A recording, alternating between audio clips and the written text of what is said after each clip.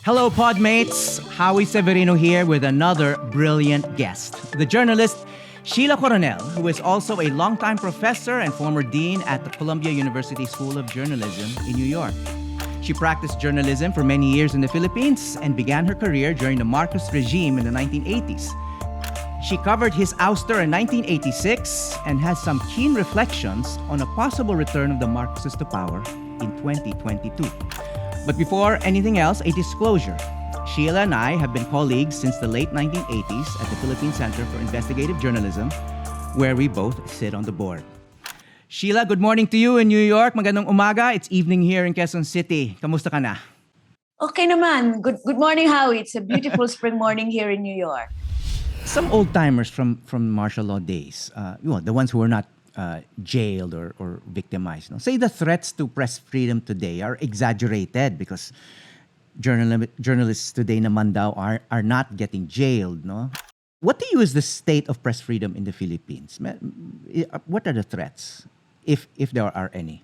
The withholding of information, no longer censorship, as it was during Marcos's time, when there were literally censors sitting in newsrooms and saying you cannot do this because it was a very controlled media environment. It's no longer controlling the flow of information, but flooding the information space with so much disinformation and untruth and propaganda, so that people are no longer able to discern what is fact and what is not.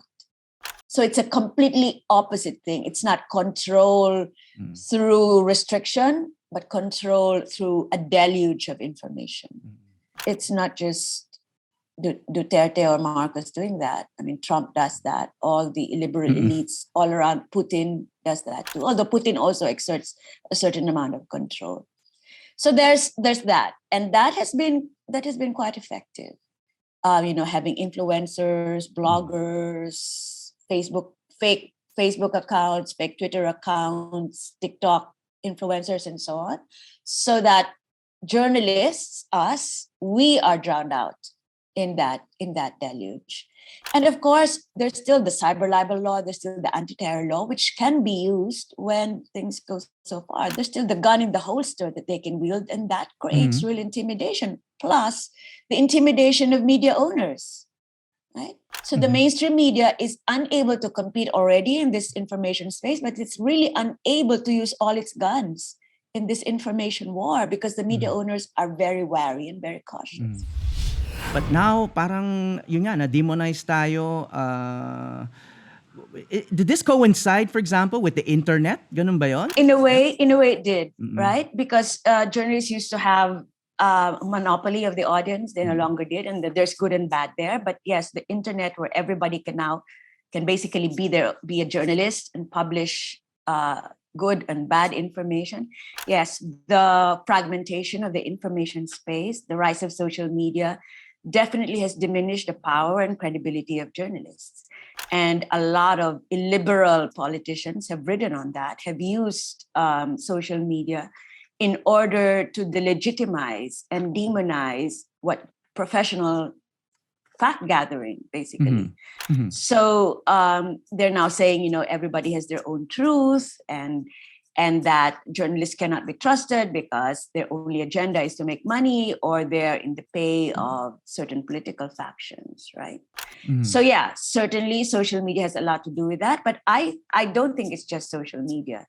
I think a lot of it stems from the frustration of a lot of not just poor people, but a lot of people who are literate, who use social media. Frustration in a world, especially in the Philippines, where the prospects for advancement are very limited. Right? So finally, Sheila, is this a good time to be a journalist? Considering, we've been demonized, there's so much falsehood out there. A lot of people, don't think, don't believe in our mission. But what do you tell your students? Is this a good time to be a journalist? This is a great time to be a journalist because we are in the midst of world historical change and conflict. The world order is being reconceived. In many countries, there is so much polarization. Our role at this time is to provide clarity. And our role is also to record this moment for the future so that when people look back, they're able to write an accurate history. The situation in the Philippines isn't that bad. I know journalists in Burma, in Ukraine, in Russia are suffering much more than we are. There is still a space in which we can report freely and critically, and we should conserve and expand that space. Yesterday, I was talking to a young Afghan journalist who's on a fellowship over at the Columbia Journalism School. And she had to flee with only a pair of socks, extra pair of underwear, and a set of clothes. That's all she did. She's here now.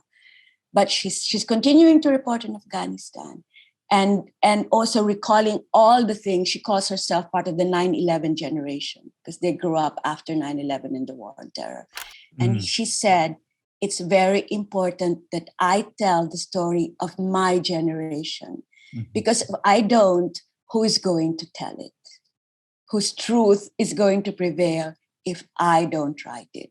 And so it is very important to write it now so that in the future when history is written, there will be an accurate account. People will understand what happened.